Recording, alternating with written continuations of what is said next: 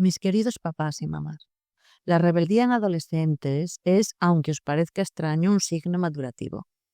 Todo en su justa medida, claro está. Os lo explicaré todo junto con la inmadurez.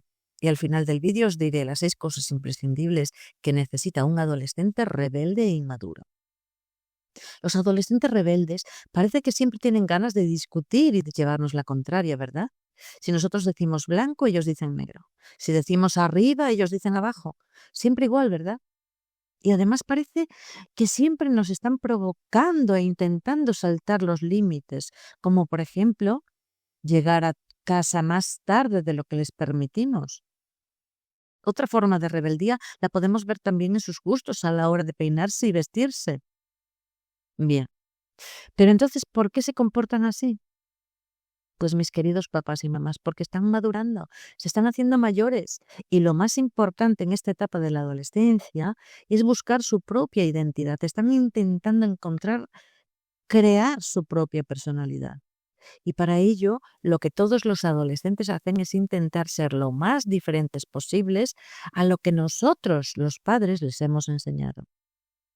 Por eso es que vemos casi de repente todos estos cambios increíbles en ellos.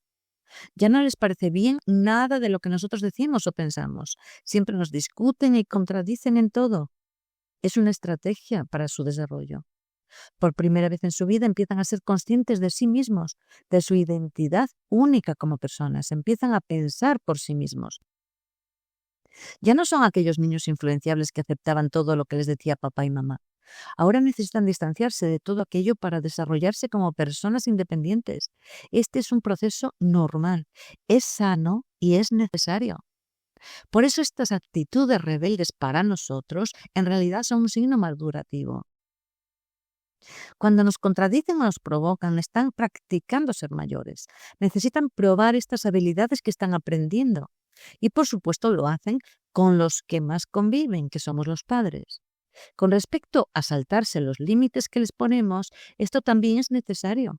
De hecho, es bueno ponerles límites, no solo porque todavía necesitan nuestra protección y la seguridad que les aportan, sino porque necesitan también probarse a sí mismos saltándose algún límite, como en el ejemplo de llegar a casa tarde. Esto también es necesario y es positivo, ya que nuestros límites los podemos controlar nosotros. Si no pueden saltarse ningún límite impuesto por nosotros, pues porque, no sé, sean demasiado estrictos o porque no existan simplemente, entonces intentarán saltarse los límites fuera de casa, es decir, los límites sociales. Por ejemplo, si conducen, conducir a más velocidad de la permitida, o robar en un centro comercial, o tal vez vender o consumir drogas. Así que es mucho mejor, papás y mamás, que salten algunos de nuestros límites, ya que de lo contrario pueden ponerse en peligro ellos y poner en peligro a los demás. Y esto sí que sería un problema mayor. Si os está gustando este vídeo, porfa, papis y mamis, suscribiros y darme un like. Bien, y en cuanto a la inmadurez, claro, los padres pensamos, vale, se están haciendo mayores, quieren ser adultos, pero entonces, ¿por qué se comportan así como si fueran niños pequeños? Bien, papás y mamás, porque aunque realmente ya no son niños, también es verdad que tampoco son adultos. Están practicando para la adultez, pero nadie pasa de niño a adulto en un mes.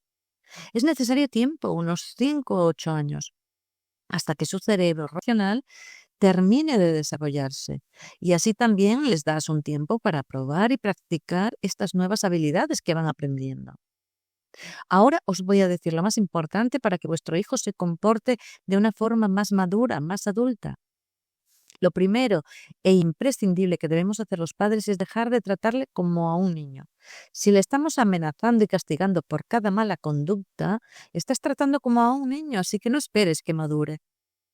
Para ayudarles a madurar, les trataremos ya como tratamos a cualquier adulto. Por ejemplo, si vemos que hace del móvil un uso excesivamente abusivo, pensemos, ¿cómo abordaríamos este problema con un adulto? ¿Le amenazarías con quitárselo por mucho tiempo?